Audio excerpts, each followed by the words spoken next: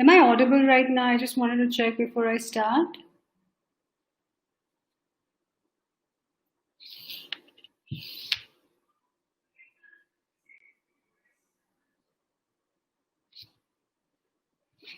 So yes, good evening everyone, good morning, good afternoon from whichever part of the world you are. So yes, another interesting evening. I'm going to pause for 30 seconds. I'm just going to wait before everyone joins in. And yes, we all know the agenda today, why we are meeting. I did mention it on my Facebook page and Insta and everywhere. I'm going to talk about one of my favorite tools in mental health awareness, and that is self-coaching. So, hi Paris. I hope I'm audible right now.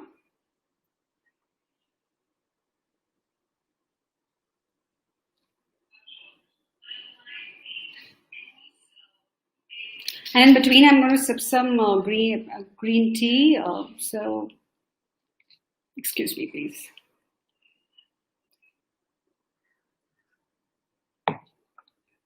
And yes, you can ask me questions in between. I can see the questions and I can definitely try and reply. I can see the questions here on Insta. Okay, thanks Ashutosh for joining, and I can see you. I hope I'm audible, Ashutosh. Hi Pooja, good evening. Thanks Ashutosh for confirming. Fantastic. So I am just going to begin about what I'm going to talk right now. So warm welcome everyone. Really thankful for the patience, and let me begin today. I am going to talk about something really interesting, about self-coaching. So before I go ahead and talk about it, let me tell you, this is initiated by mental strength professionals. Every week, we would be going live, one strength professional, one at a time, and we would be talking about various topics of mental health awareness. So, sharing the knowledge as much as possible. Hi, Shalaka, good evening. And you would get to hear from each one of us. And yes, if you have anything that you would want to share with me, any particular topic that you would want to hear from us, you can definitely write it to me.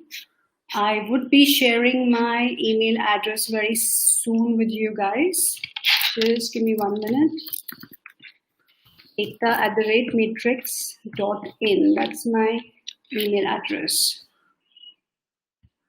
So that's my email address. You can anytime go ahead and ping me, and any particular topics that you would want to listen from any of us, you can definitely share it and write it to me. So yes, welcome. Last week, we all had a wonderful session from one of our mental strength professionals, DrParas. And he spoke about one of the most interesting topics, that is unveiling emotions. Emotions is like very near and dear to me. So he spoke about 8 emotions, and he explained us very beautifully about them. The emotions were happiness, sadness, love, hate, guilt, shame, fear, anger. And while I was going through all those emotions, I was listening to him, and let me just make an honest confession here. Last week was pretty tough for me. I was slightly unwell, I would say. And yes, I did experience some powerful emotions like love. At the same time, I experienced sadness. At the same time, I experienced fear. I did experience anger as well. So it was quite unsettling for me. And, one doesn't like to stay in a confused state of mind or an unsettling mode of mind for a very long time. So there I decided to explore this unsettlement. What is this unsettlement all about? Let me just think about it. And that's how self-coaching at that point of time did help me. It did give me some form of clarity about what I want now and how I want to move ahead. So I'm sure in this, in this particular present COVID-19 situation, the social isolation that we are experiencing, many of us, are experiencing a lot of unsettling emotions. So yes, this could be, self-coaching could be one of the credible tools for you to take care of your emotional state and to have clarity in your thought process. While I was thinking about what topic I should talk about, I had a thought running on my mind that was, many of us are constant givers. We are, so much into nurturing others, and we tend to offer a lot of compassion and care to others. However, I also feel, what about offering that same amount of compassion, love, affection, understanding for our own self? And why not? We have something there, a powerful tool there, which can help me help my unsettled emotions to really, really settle down, to tap in those and understanding how am I responding, how am I reacting to situations, and keeping my emotions intact, in control. This is one way of really, really looking at things. So that I've been talking about self-coaching continuously. Let us slowly understand what is self-coaching. So self-coaching, I have been practicing this from past 2.5 years. So I would personally talk about the meaning or understanding of self-coaching from my angle. So for me, self-coaching is a beautiful tool to explore what happens inside us, what happens in my mind, in my heart, what goes on. So it's a beautiful tool to really tap into those emotions, tap into those actions, what's happening. And I certainly call it as an approach for, self-development. So in self-coaching, like I said, you tap into your emotions, you tap into your feelings, your behavior, your actions. It's like constantly you keep in touch with yourself. Constantly you're working on yourself. And in coaching terms, I would say it's like being in constantly touch with the who part of you, determining what's right for you, and then making a choice based on, considering what is best for yourself. So when you come up with thoughtful decisions, or when you come up with thoughtful choices in life, I'm sure you would not crave for the external validations. So you would not need much of validations too, because those are thoughtful choices that you made. So I'm sure this is really an interesting one. I hope you're able to relate to what I'm saying right now. And yes, that I'm talking about self-coaching, it's a wonderful tool, it's a credible tool, but certainly it's a process. So let's understand what is this process. How do I self-coach myself? So it is like in self-coaching, you become your own coach. You are master of your own self. So how do I become my own coach? What is the process in self-coaching? Let's understand it. I'm going to give you a brief understanding of it. I have come up with a model of self-coaching that is SICR. That is, S stands for, there are separate terminologies. So S stands for self-inquiry. I stands for identifying triggers. C stands for cognizance, being in cognizance with self. And R, it stands for, responsiveness, as in resolution. So I would be giving you a detailed write-up of all the steps, one by one in the form of a blog. So most probably the blog will be published on Saturday in the first half. You would get a ready reckoner where you can actually go ahead and find out what are the steps in self-coaching, what are the things that I need to follow. So all of it would be in the written format. I'm just going to give you a quick brief of it. So when I say self-inquiry, what do I mean by self-inquiry? It's just that you're going for a coffee with a friend, you're catching up on a tea with a friend. So you have that conversation with your friend, as in, how are you? What's happening? How is it going? Or your friend says, I'm upset. So you ask your friend, why are you upset? What's happening? What are you experiencing right now? Similarly, in self-coaching, it is like you speak to your own self. You have a self-chat.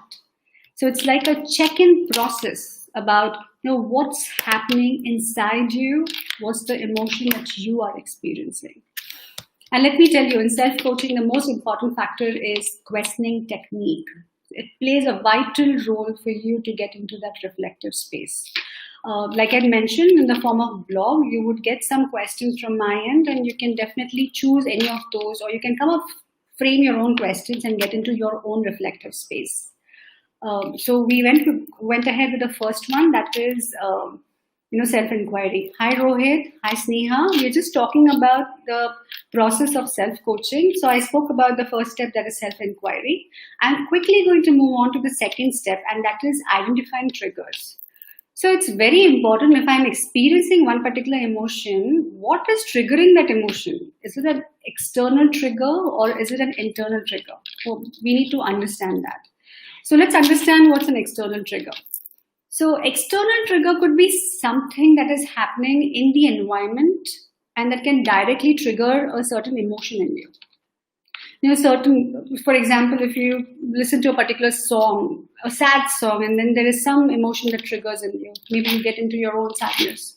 Or else you listen to a very happening song like Apna Time Aayega and all of that, and then you get into very, very happening state of mind. So triggers can be both positive and negative. So any external trigger, or maybe let's take it this way, you're on a diet and someone has got a chocolava and you just cannot control and you have a bite and then later on you start feeling guilty. So that external trigger is the chocolava cake. Similarly, there are internal triggers. So let's understand what are internal triggers. So internal triggers could be, while processing the external environment, our internal demons, they play loud. And the classic example, I'm not going to give any other example, but the social isolation that many of us did experience. And during that, a lot of buried emotions, a lot of unsolved problems, they come to the surface. So those are internal triggers. So very, very important in this step is to understand why am I experiencing, or why has this emotion all of a sudden come to the surface? Why am I experiencing this? So yes, we spoke about first two steps. Yes, Shalaka, you are absolutely right. I completely agree with you. Self-coaching is definitely like monitoring your inner dialogue with yourself. Absolutely. You are in tune with yourself, continuously in check with yourself. So like our second step is identifying triggers. Let's move on to the third one. And this is a very, very crucial step. I call it as cognizance, that is being cognizant with your own self.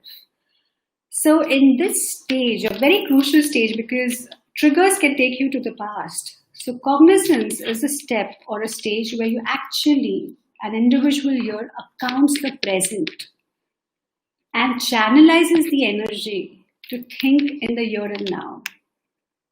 So when I say this, I would say, what I meant here is the individual here doesn't continuously think about the past emotions, but makes an effort to think about how do I be in the present right now. Thanks, Pallavi. So this is the stage, very, first step, you did self-inquiry, you found out what is that you're experiencing. Slowly, steadily, you moved on to the second stage where you moved on to how you identify your triggers. And here it is, the third step where you bring in your emotion and think about how is this impacting me in the present, in the now. And this is how you slowly and eventually graduate to resolution mode, the fourth step. So when I say resolution mode, it is all about the action now. Cognizance is about the thought process, thinking about from here, how do I move ahead towards my goal?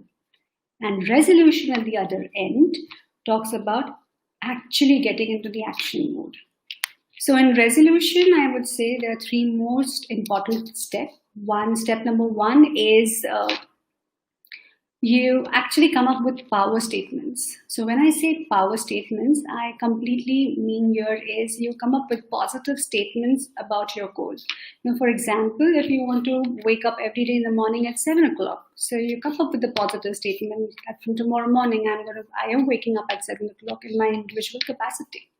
Or else every day you want to give 30 minutes for your own self, for your meditation. Maybe you want to start that. So come up with a particular time that you want to assign yourself. So like maybe in the evening from 6 p.m. to 6:30 p.m. every day, I am meditating. So those are power statements. What happens when you frame them? Your mind starts thinking about them. Your brain starts accepting it as that every day at 6 p.m. you need to really sit down for your meditation. Or maybe every day for 45 minutes, I want to go for a walk, or I want to start my workout, whatever. It could be anything. So it's just not about the statements, it's also about the action. So in resolution, it is also about I am accountable for my own actions. So taking the accountability into factor is just not about saying that I would, in the evening, 6 o'clock, I'm going to sit for my meditation, but actually sitting for your meditation at 6 p.m. So that is one most important factor in resolution.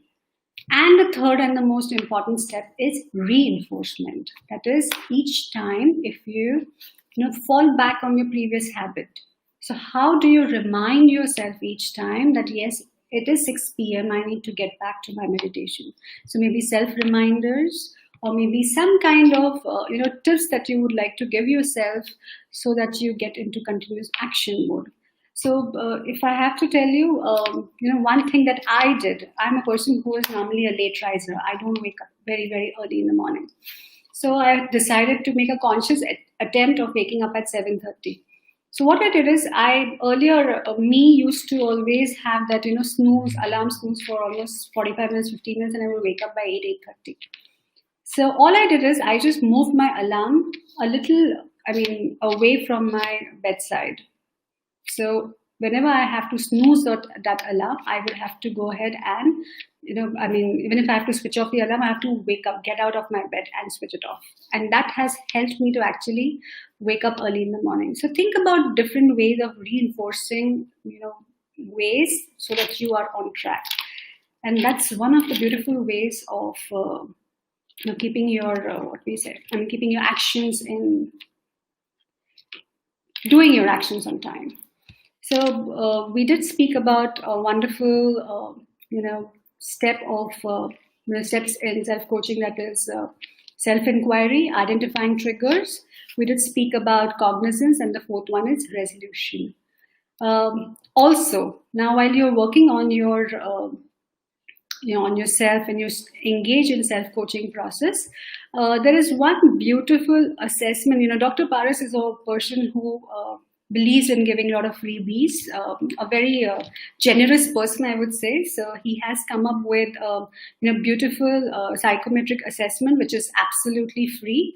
So you can use this tool as knowing more about yourself, and at the same time you can go ahead and access this particular personality assessment. It is on personal growth, and when you go through this assessment, you would get a complete personalized report.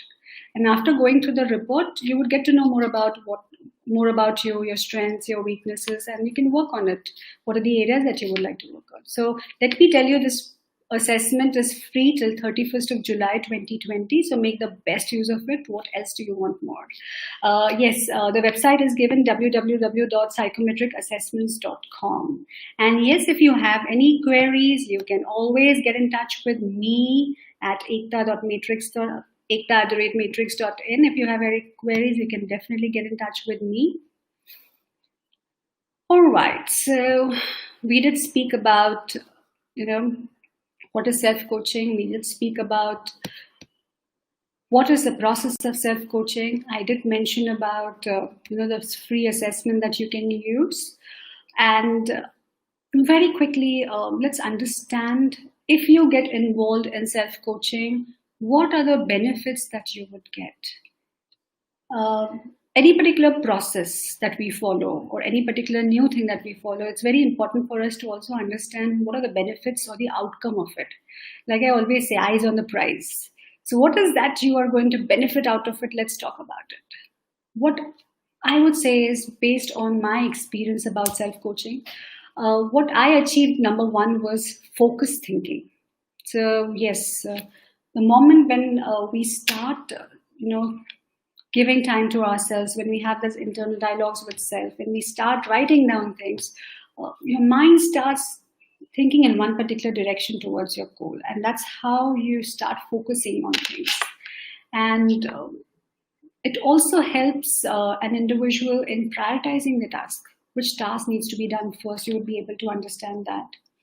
Very, very important thing is what has happened because of self-coaching. It has helped me increase my patience level big time. So yes, there is definitely a gain in patience level. So do see how it benefits you. These are few things which I have achieved. When you don't need external validation, automatically the self-esteem increases. So you would also experience a rise in your self-esteem level. At the same time, you would also see upliftment in your confidence level. So do see how how this particular tool or how self-coaching helps you. And most important factor is, eventually, when you are constantly in touch with your own self, you can master yourself. You can master your thought process. Hi, Amol. Okay, so I would say, self-coaching for me is a way of life. It is a beautiful tool of self-care for me. And yes, in this, pandemic, in this COVID-19 situation, most of us are like, I don't want to spend a lot. I want to save as much as possible. Lesser amount I spend is better for me. So self-coaching, trust me, doesn't require a single penny of investment. It is absolutely free of cost because you are your own coach. What else? And top of that, you also have a free assessment, which DrParas had already, he is giving us free assessment till 31st of July. So you can also access this and work more on yourself. Okay. So we did talk about a lot of things. We spoke about self-coaching. We spoke about what is the process of self-coaching. We also spoke about what are the benefits that we could get. Yes, I am going to slowly move on to what are the techniques in self-coaching. Yeah, there are many techniques, but I am going to talk mainly about my favorite 2 techniques. Before that, let me see if I have any questions anywhere. If you have any questions, please ask in the chat box. Hi, Abhijit. Thanks, Shalaka. Even I love the SICR model. I would be sharing that in the form of blog on Saturday. Thanks, Amol. Sure, you can definitely work on it and you can definitely write it back to me and let me know how is self-coaching helping you, because this particular model is very, very successful. It has been successful. When I say that, as I've personally experienced it. Hi, Abhijit. Sneha, I love that emoji. Thank you. Love back to you too. Okay, so let me quickly go ahead and talk about what are the techniques that I use in self-coaching. So one of the most popular techniques that I use in self-coaching is journaling. So what is journaling? It is nothing but writing down what you feel, writing down what or the feelings or the emotions that you experience, or how do you choose to respond or react to situations. You write down everything. So, and as you're writing it down, it would all kind of thoughts, your negative thoughts, your positive thoughts, you start writing all of them. And let me tell you what, when you start writing your negative thoughts, okay, slowly, steadily, it becomes one of the ways of letting go of those negative thoughts. And then, what stays with you is the clarity. A lot of clear thought process, clarity stays with you. And that's where your I would say your mood gets uplifted. You start thinking better. You start thinking clearly in life. And yes, that is how you go ahead and, focus thinking is achieved in this particular way. And I would say in journaling, it definitely helps you in prioritizing your tasks, what task you want to do now, and once that is completed, what is the next task that you want. Journaling definitely helps that. And I would say try it, try writing it. Trust me, I would not say that it's very, very what do you say? I mean, it is time consuming, so you can start small. You don't have to start by by having a target of 45 minutes, 30 minutes a day. You can start small by 10 minutes a day or 15 minutes a day. Do it for at least 15 days. After 15 days, start for another, increase it by 5 minutes and see what happens. How does your mind start channelizing the energy? How do you start getting in tune with yourself? Do think about it. Okay, so let's move on to the next tip or next technique. I call it as mindfulness. Who doesn't like mindful living? We all love it, isn't it? So what is mindfulness? Mindfulness is about living in the present. All said and done, living in the present is so easy to say, but it is something which requires continuous work. It requires continuous working on yourself when you want to live in the present. It's not very, very easy, but at the same time, it is not impossible too. And when I say that, what happens when you live in the present? You definitely, develop a non-judgmental attitude towards yourself, non-judgmental listening towards yourself. And in mindfulness, meditation also plays a vital role. It is all about tuning into tuning the inner you. And at the same time, when I say, you meditate for your mind, but also for your body, you do some form of exercise. It could be walking, jogging, yoga. And my favorite thing is, what do you eat is also very, very important. Anything that soothes your mind as well as your body is mindful eating. Not eating in excess and not eating less. The mindful eating is also very, very important. So yes, try mindfulness. And if you really want to learn more about mindfulness, then we have a program starting, a batch starting on mindfulness, being a mindfulness practitioner on August 16, 2020. DrParas is going to take us through a wonderful program. It's an online program. Because of COVID, we don't have a choice. We have all the programs which are online. And to know more about this program, you can go on the website www.mindfulnesspractitioner.com. And you can get all the details about this particular program. It is starting on 16th of August 2020. Yeah, and whatever techniques that I mentioned, he is going to explain in detail and a lot more about it. So it is not about just practicing it yourself. You can become a practitioner. You can also help others and help your clients as well. So yes, it is starting from 16th of August 2020.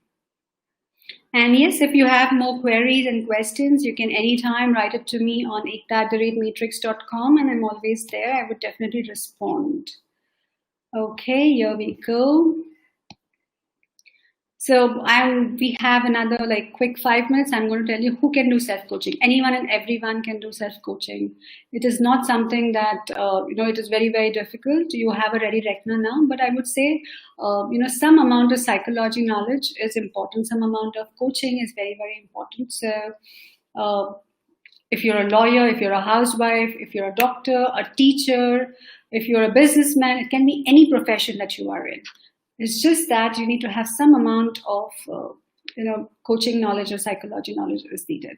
But let me tell you, very, very important thing is, if you are undergoing some pressing issues right now in your life, if you are undergoing something which is related to your, deep buried past memories, then I would say self-coaching would not be that credible for you. Hiring an external mentor or a coach or a counselor would always be a better option for you.